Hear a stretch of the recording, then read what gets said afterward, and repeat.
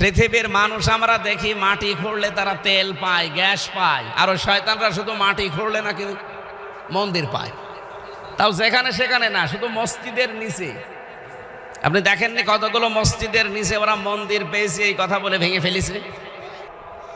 আমাদের যে পাশের প্রতিবেশী দাদা বাবুরা, এদের সবচাইতে বেশি ভয় মরণের ভয়।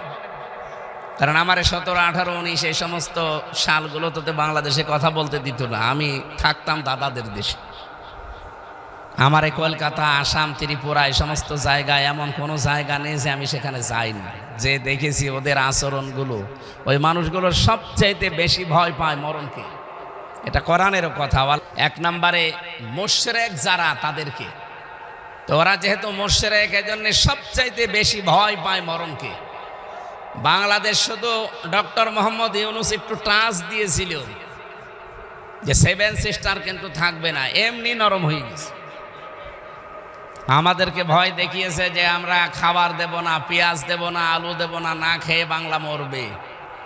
আরে ভাই, আমাদেরকে মানুষ ভয় দেখায়। বাংলাদেশে আমরা আর যাই করি, আমরা মুসলমান। নামাজ কম পড়তে পারি, রোজা কম রাখতে পারি, আমরা মুসলমান না? আমাদের তো বছরে 1 মাস না খেয়ে থাকা ফরজ, আর সেই মাস, এই মাস চলছে না সেটা।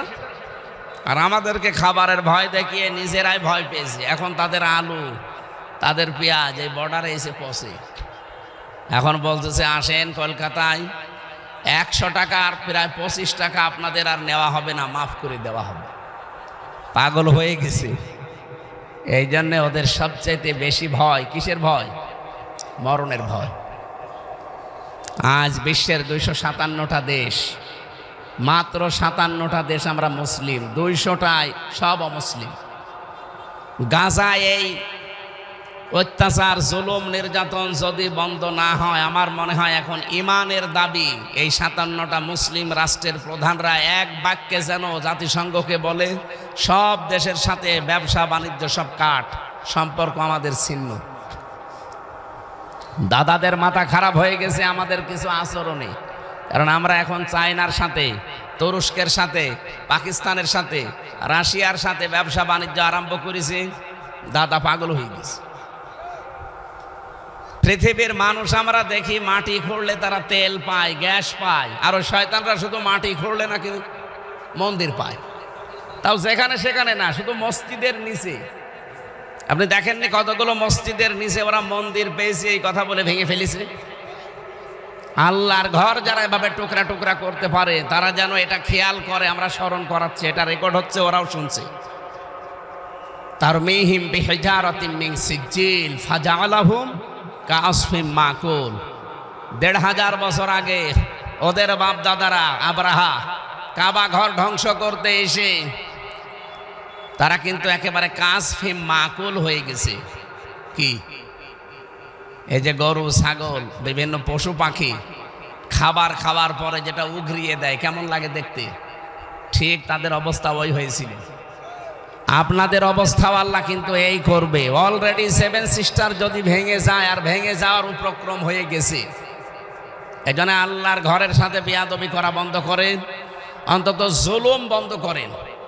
কারণ জুলুম যারা করে, মানুষগুলো আর মানুষ থাকে না, এরা আল্লাহর মামলার আসামি হয়ে যায়। এই জন্যই সহ বিশ্বে যারা আজ মানুষের উপরে জুলুম করছেন, আপনারা কিন্তু মানুষ আর তো নেই, আপনারা এখন আল্লাহর মামলার আসামি। বাংলাদেশে ধর্ষণ যে করে, তার পক্ষে উকিল এখন দাঁড়াতে ভয় পায়। এই কথা বলেন না কেন? আসিয়ার ধর্ষক যারা, তাদের পক্ষে উকিল দাঁড়িয়েছিল, উকিল পর্যন্ত পিটানি খেয়েছে। তাহলে ধর্ষকের পক্ষে দাঁড়ালে জনগণ পিটিয়ে আপনাকে মেরে ফেলে, আপনি আল্লাহর মামলার আসামি, আপনাকে তো মেরে ফেলা দরকার। এই জন্য আমরা ব্যক্তিগত জায়গা থেকে শুরু করে আন্তর্জাতিক পর্যন্ত কোনো জায়গায় যেন জুলুম না করি বা জুলুমের সাপোর্টার না হই। এই 15.5 বছরে যে জুলুম হয়েছে, পৃথিবীর ইতিহাস পাল্টিয়ে গেছে। একটা জুলুম পৃথিবীর মানুষের চোখ দিয়ে পানি বের করে দিয়েছে আয়না ঘর। কি কঠিন অবস্থায় মানুষকে রেখেছিল আপনি ভাবতে পারেন? এরকম একটা চেয়ারে বসিয়ে একটা সুইচ টিপ দিলে 120 বার ঘোরে, আমি নিজে দেখে এসেছি। আমিও তো ছিলাম 10 দিন। এই নখগুলো সব তুলে ফেলে, এরপরে লবণ ছিটিয়ে দেয়। এই কঠিন পরিস্থিতিগুলো যারা তৈরি করেছিলেন, এই মানুষগুলো সবই প্রায় পালিয়েছে।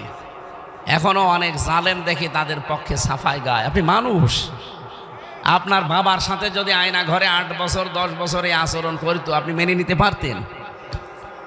আমার সাথে করেছে, আমি তো আপনার কেউ না, এই জন্য আপনার কিছু মনে হয় না।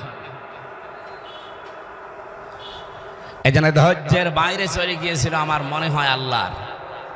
তাদের উপরে আমার যত বরকতের দরজা সব আমি খুলে দিলাম, আমার রহমতের দরজা।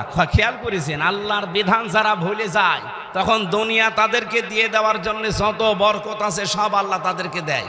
নাজ নিয়ামত, ক্ষমতা, টাকা পয়সা, পাওয়ার প্রতিপত্তি সব আল্লাহ দিয়ে দেয়। ঠিক তাই করেছিল। 15.5 বছরে আল্লাহর কোন বিধানটা তারা বাকি রেখেছিল বলেন? প্রশ্ন করতে পারেন যে মসজিদ বানিয়েছে, কিসের মসজিদ বানিয়েছে? নিজের টাকা খরচ করে মসজিদ বানিয়েছে, সব সৌদি আরবের টাকা। কিছু জালেম নামে আলেম ছিল, আলেম নামে জালেম, এগুলো 5 আটা গোলামি করতো, আর ওকে নাম দিত হজরত। ওকে যদি কেউ নাম দেয় যে হজরত শেখ হাসিনা, তাহলে আবু জেহেলকেও বলা লাগবে হজরত আবু জেহেল। কি কথা বলছেন এখানে? সিনাকে যদি হজরত বলতে পারেন, তো কি হয়েছে? আবু জেহেলের কি হয়েছে? এগুলো দালালি করা, চামচামি করা ছাড়া কিচ্ছু না। এত বড় জালেমকে যারা হজরত বলতে পারে, কওমি জননী বলতে পারে, ওরা কি মানুষ? মানুষের বাইরে চলে গিয়েছিল এই মানুষগুলো। আল্লাহ তাআলা বলেন, হঠাৎ করে যখন তারা আনন্দকৃত, আমার দানকৃত বস্তু পেয়ে আনন্দে আছে, তখন আমি নিজে তাদেরকে ধরলাম।